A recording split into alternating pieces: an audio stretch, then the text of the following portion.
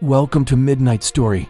The hands of the clock struck midnight, one by one, each chime echoing through the empty apartment like a death knell. Outside, the wind picked up, rattling the window panes with icy fingers. Inside, a young woman stirred from her sleep, her heart pounding in her chest. Her name was Clara, or at least that's what she thought it was. She couldn't quite remember. She only knew that she had just moved into a century-old building, and this was the first night she'd spent alone in the apartment. Her apartment was on the 13th floor, a floor that according to the building's blueprints didn't exist.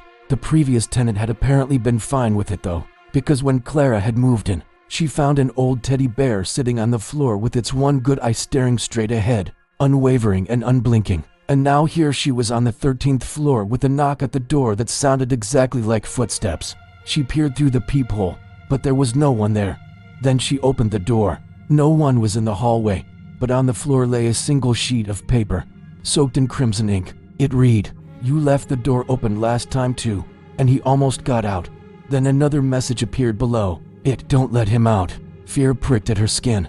Who was he? Was it the ghost of the previous tenant? But if it was a ghost, how could it leave a message for her and why? Before she could dwell on it more, the sound of dragging footsteps echoed down the hall, coming closer and closer until they stopped right outside her door. Then she heard a low, guttural voice on the other side saying, "I have to get out. He won't let me rest." Whatever was on the other side of the door began to pound against it, trying to break in. The scratching grew louder, more frantic, and then it stopped. Silence descended once more, heavy and thick, broken only by the relentless ticking of the clock. Each minute that passed felt like an hour, and each creak of the old building sent shivers down her spine. The dragging footsteps returned, followed by the voice, "Let me out. Please let me out." And then the scratching began again, even more violent than before. "Don't let him out," the note had said. But who was she trying to keep in? And who was trying to get out? As the clock chimed 12, signaling the start of a new hour, the scratching abruptly stopped. Had it gone away? Was it gone? Relief washed over her. But it was short-lived. A gentle tapping sound now replaced the scratching, like someone was on the other side of the door, trying to be let in. It was a sound so subtle that it could have been the wind, but she knew it wasn't. Whatever was on the other side of the door was trying to get in.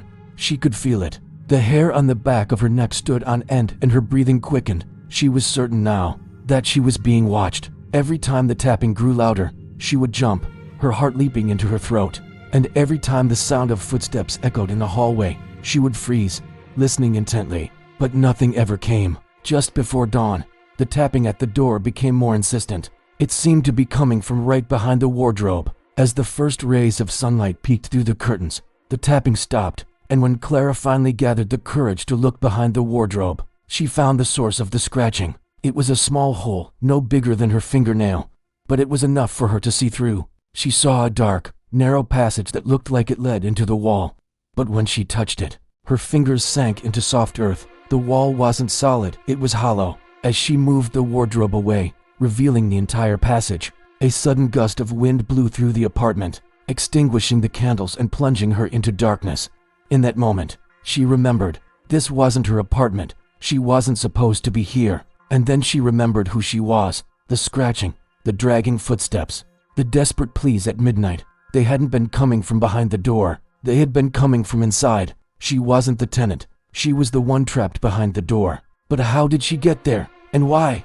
Those questions echoed in her mind as she stepped into the passage, the darkness enveloping her like a shroud. All she knew was that every night at midnight, the door would creak open on its own, allowing her a glimpse of the outside world. And every night she would reach out, desperate to touch something real, only to be pulled back into the darkness as the door slammed shut, sealing her fate once more. And so she had become the very thing she had been warned about, the thing she had tried to keep in.